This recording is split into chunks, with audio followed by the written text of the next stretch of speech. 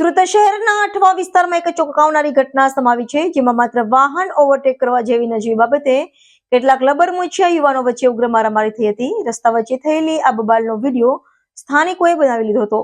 મળતી વિગતો અનુસાર અઠવા વિસ્તારના હિજડાવાડ પાસે આ ઘટના બની હતી. શરૂઆતમાં માત્ર વાહન હટાવવા કે ઓવરટેક કરવા બાબતે બે પક્ષો વચ્ચે બોલાચાલી થઈ હતી. જો કે આ બોલાચાલી જોતજોતામાં ઉગ્ર સ્વરૂપ ધારણ કરી ગઈ હતી. લગભગ 6 થી વધુ કિશોરો અને યુવકો એકબીજા પર તૂટી પડ્યા.